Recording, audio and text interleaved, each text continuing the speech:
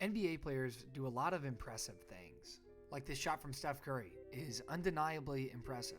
Ja Morant catching this full court pass and in the air, putting it in the hoop from about 17 feet away, undeniably impressive.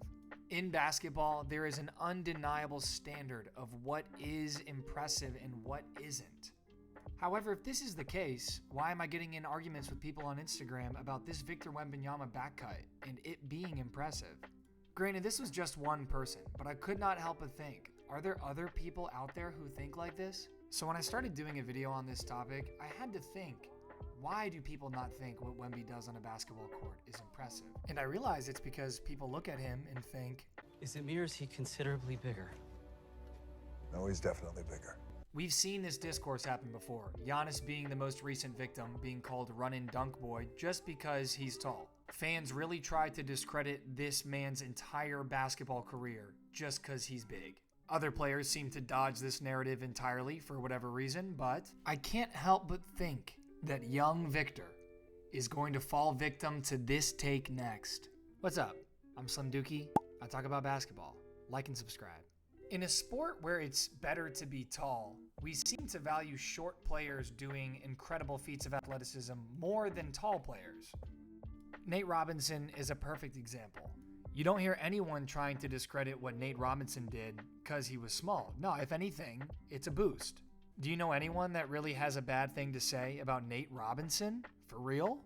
And that's because, yes, it is more impressive to do things when you're shorter in basketball. It's harder. You have to jump higher. Your arms are shorter. Your legs are shorter. And that's why we see more tall players in basketball.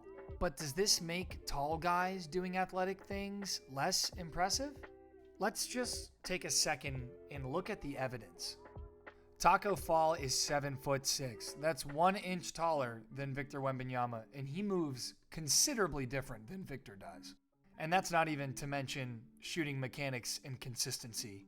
Boban Marjanovic is 7'4", an inch shorter than Wemby, and I don't think he's ever done anything athletically impressive in his life. And I hate to expose my man Satnam Singh, but he's 7'2", and this is how he moves. Even the best 7-footers in the NBA don't look like crazy athletic specimens when they're making plays. Victor Wembanyama is 7'5" and does stuff that would be difficult for a 6'5" guard to do with the ball. And it's not just the way he moves or jumps, but even the way he's able to manipulate the ball with his hands, whether it's off the pickup or off the dribble. It really defies logic. Does his length help him? Yeah, of course it does. But there have been guys in the league as long as Victor Wembanyama, but none that have had as much success as him. I think what sets Victor apart from these other guys is his coordination. Victor has a surprisingly good knack for where the ball is in space as well as where he is in space. If he had a D&D character sheet, his dexterity would be like a 15 out of 20. And I think this is part of why we see him have success shooting the ball. And I'm not saying this to take away from the hard work that he's put in to be able to shoot the ball like this, but the fluidity of his jump shot is so different from anyone else his size. When you compare his jumper to other guys around his size, it can be jarring. Little girl, don't try to replicate that. I compare him to these other big guys, not to tear down those players, but rather to show how impressive it is that Wemby is doing what he's doing. From a physical standpoint, it's simply more difficult to shoot the ball when your arms are longer. Because when your arms are longer, there are more variables involved in moving the ball up into your release. It's also more difficult to change directions because you have to move more mass and more length around.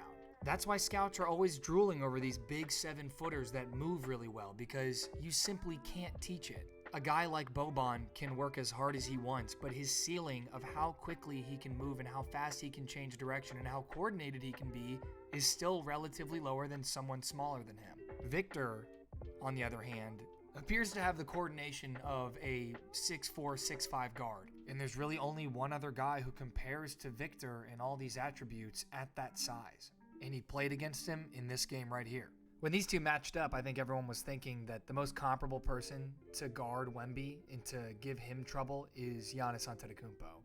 And the funny thing is that they both kind of went crazy. Giannis had 44 and 14, and Wemby had 27 and 5 blocks.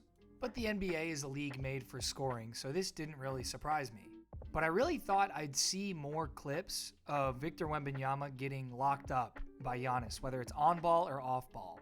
So when I saw this, yeah, I was impressed. Not just because of the way Victor could move, but that he did it and shook the only other guy around his size with the length to recover that can also move like that. So to answer the question that I posed at the beginning of this video, yes. Yes, it is impressive. And at the end of the day, what's impressive comes down to what you think is impressive. But if you watch Victor Wembanyama and you're not thinking, whoa, calm down, Jamal. Don't pull out the 9. then I don't really know what to tell you. Let me know what you think.